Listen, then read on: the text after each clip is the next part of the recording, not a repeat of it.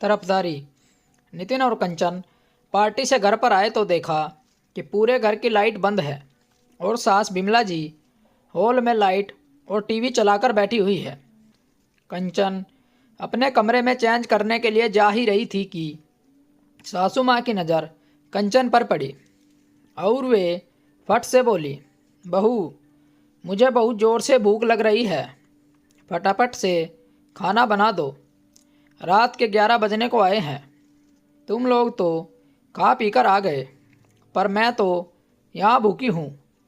इससे पहले कंचन कुछ कहती, यह बात सुनकर नितिन बोला, तुमने जाने से पहले माँ के लिए खाना नहीं बनाया था क्या? इतनी लापरवाह कैसे हो सकती हो तुम? अपनी बातें बाद में करना, मुझे भूख बहुत ज़ोरों से लग रही है, पहले मुझे खाना खिला दो। सास कंचन की बात काटते हुए बोली, अब कड़ी कड़ी देख क्या रही हो? जल्दी जाओ, खाना बना दो, बाद में चेंज करती रहना। नितिन ने कंचन को लगभग डांटते हुए कहा। कंचन बिना चेंज किए ही रसोई में आ गई और सास के लिए खाना बनाने लगी। खाना बनाने के बाद बिमला जी को खाना परोसा। उसके बाद रसोई साफ कर बर्तन धोकर कंचन कमरे में गई और जाकर बिना चेंज किए ही बिस्तर पर लेट गई।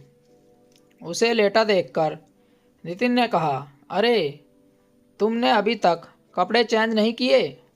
इतनी आलसी हो गई हो तुम आजकल। जाने से पहले माँ के लिए खाना भी नहीं बनाकर जाती। पिछली बार भी यही हुआ था। पिछली बार भी माँ ने खुद मुझे खाना बनाने से इनकार किया था, यह कहकर कि मैं अपने लिए खुद खाना बना लूँगी। हाँ, तो मुझे अकेले में डर लग रहा था, इसलिए खाना नहीं बनाया। पर मेरे लिए 2 रोटी बनाने में तू थक गई क्या? देख, अभी तक कपड़े भी चेंज नहीं किए। ऐसे महंगी साड़ी को यूं ही बर्बाद कर रही है। कमरे में आती हुई सासू माँ ने कहा। सासू माँ को कमरे में देखकर कंचन बिस्तर पर बैठ गई। कर रही हूँ चेंज, थोड़ी थक गई थी। अरे, बाहर जाकर आने में ही थक गई। वहाँ कौन सा काम कर चुकी थी? आजकल की औरतों का बड़ा अजीब है, बन ठन के बाहर घूमती फिरती हैं, फिर आकर कहती हैं कि हम थक गए। भला बाहर जाकर आने में कोई थकता है? हम तो नहीं थकते थे। इतने में बात को पलटते हुए नितिन बोला, कुछ चाहिए था माँ? हाँ, मैं तो पूछने आई थी कि पार्टी कैसी रही, कौन कौन आया था? सासू माँ ने वहीं बैठते हुए कहा। अभी यह माँ बेटे की टीम आधे घंटे से पहले तो उठने से रही। मन ही मन यह सोचकर कंचन ने अपने कपड़े लिए और दूसरे कमरे में चेंज करने चली गई। आखिर पहली बार का तो है नहीं, हर बार यही होता था।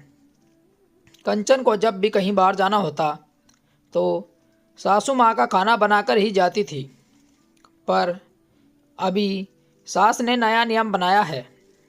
पिछली 2 बार से कंचन को जब भी कहीं बाहर जाना होता है तो वो उसे खाना बनाने से इनकार कर देती है। कहती है कि मैं अपने लिए खुद ही कुछ अच्छा सा बना लूँगी, तू तो रहने ही दे। पर दोनों बारी ऐसा हुआ कि कंचन को आकर खाना बनाना ही पड़ा है। खैर, कुछ दिनों बाद कंचन और नितिन को फिर से एक रिश्तेदार के यहाँ जन्मोत्सव में जाना पड़ा। उससे पहले कंचन ने रसोई में खाना बनाने गई तो सासू माँ ने मना कर दिया, तू रहने दे, मैं अपने लिए खाना खुद बना लूँगी। माँ जी, आपको अकेले डर लगता है, आप साथ भी नहीं चल रही हैं, तो मैं आपके लिए खाना बनाकर जाती हूँ। हाँ, तू तो यही चाहती है ना कि मैं अपनी पसंद का कुछ बनाकर ना खा लूँ। अब मेरा घर थोड़े ही है, तुम लोगों की गृहस्थी है ना, तुम्हारे हिसाब से चलना पड़ेगा मुझे।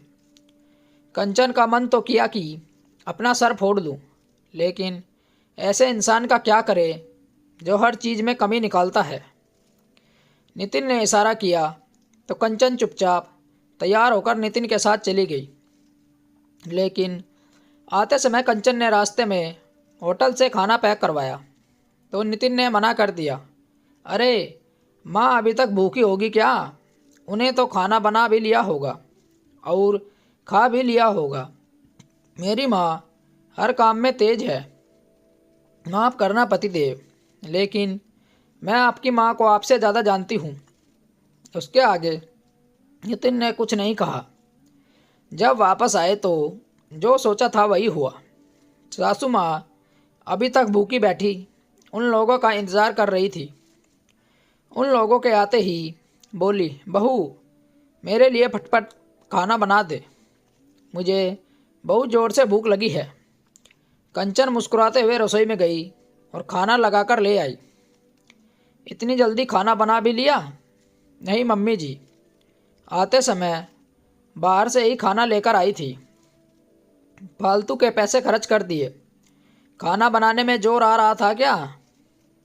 नहीं, मुझे लगा आप भूखी होंगी इसलिए खाना ले आई हूँ।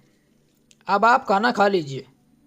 सासू माँ नितिन की तरफ देख रही थी कि नितिन कुछ बोलेगा, पर नितिन भी कंचन की तरफदारी कर रहा था। उनसे कुछ बोलते ना बना तो चुपचाप अपना खाना खाने लगी। अब वो कभी नहीं कहती कि खाना मैं खुद बना लूँगी। दोस्तों, आपको हमारी कहानी कैसी लगी कमेंट करके हमें बताएं और चैनल को ज़रूर सब्सक्राइब करें। मिलते हैं आपसे एक और अच्छी कहानी के साथ। कहानी सुनने के लिए धन्यवाद। राम राम दोस्तों।